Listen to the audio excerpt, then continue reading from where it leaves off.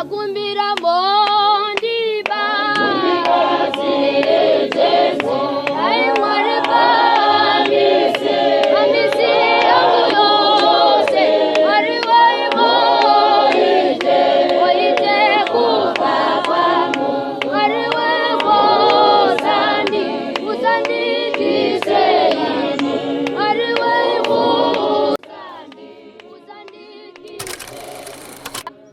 Mama makadii? Chipa makadiyo. Chiri nani? Kwakadiwo kunoko? Aiwa kuri nani. Handiti? So chekutanga muri Zimbabwe ingada kuziva kuti nhasi ndiri kutaura namama vanonzani uye kuno kwatiri ndekupi? Ndinonzi Mai Muchinjiko. Kuno kwatiri kuno kuTungwiza Extension. Alright. Kuri pachitupa? Agnes Muchinjiko. Agnes Muchinjiko. Alright. Mama Muchinjiko. No, tinotenda. Alright. Kuno kuTungwiza Extension. Extension. Alright. Kunoku ndo kwakazowedzerwa handiti? Takunosvika pazasi ndo pachibuku? Pachibuku stadium. No, pakanaka. Alright. Mama, makatibata mukati maita dambudziko. Mama ane nguva muchinditsvaga mukati chimbosvika mwanangu tiumbondoonawo.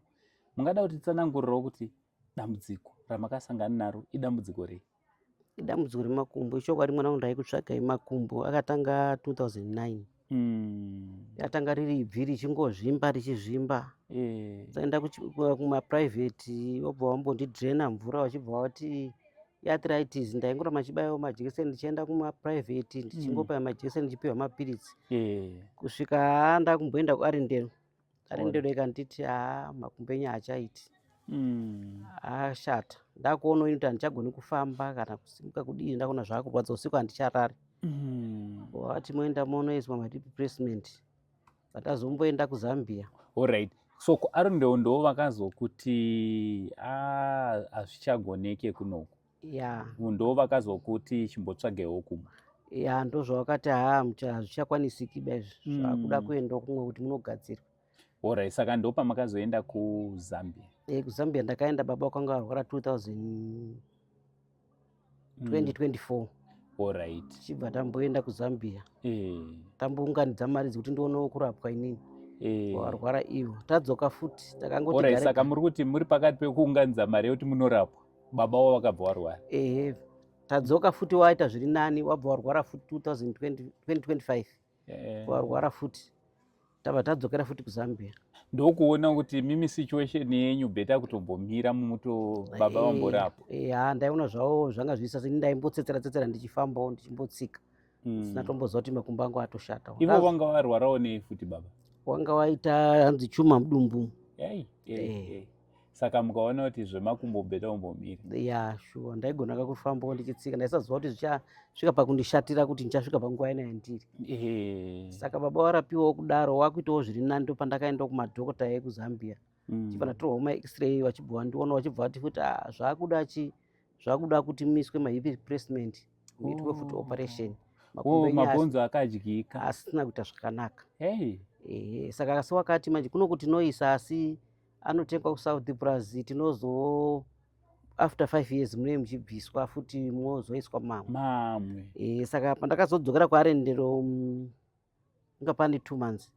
Arendero wakati dai magona maenda kuIndia. India ndo kunenge kwandiri kuona wanoita permanent. Alright. Uku kuZambia makanzi munorapwa asi hazvisi permanent.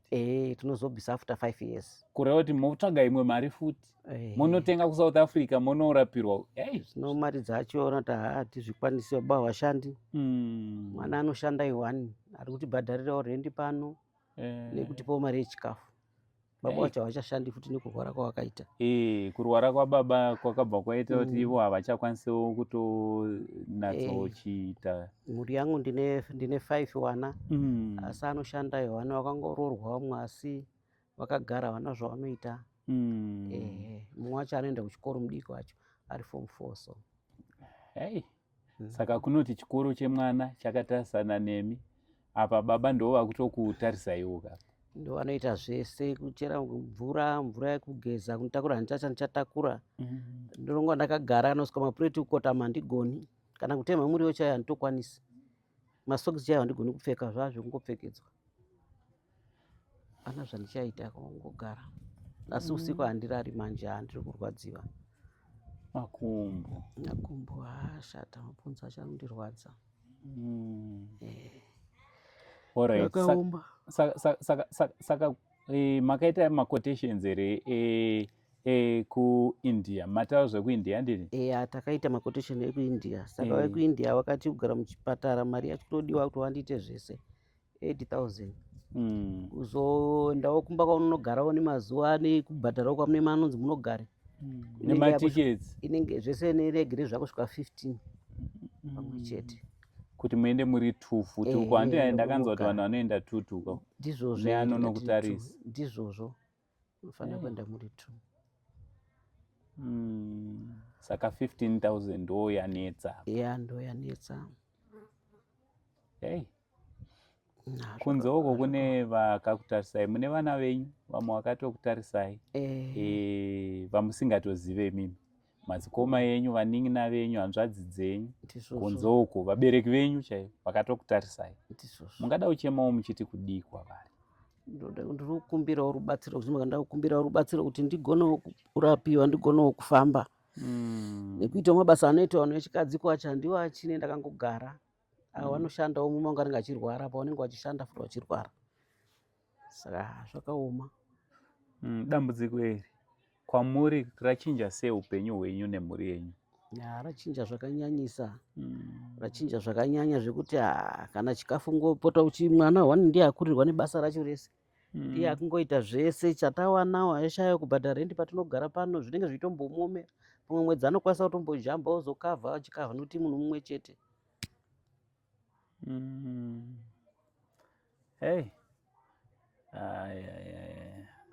Zvino kunogona kuita vamwe vanoda kukubatsirai, vanoda kukubatai, vangakubatei sei? Vanondibata panhamba dzangu, nenhamba dzangu dzefoni paecocash.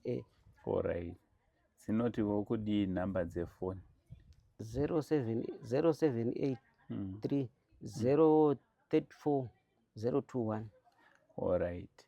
Saka panhamba idzi ndo dzeine ecocash futi? Neecocash nemukuru zvese.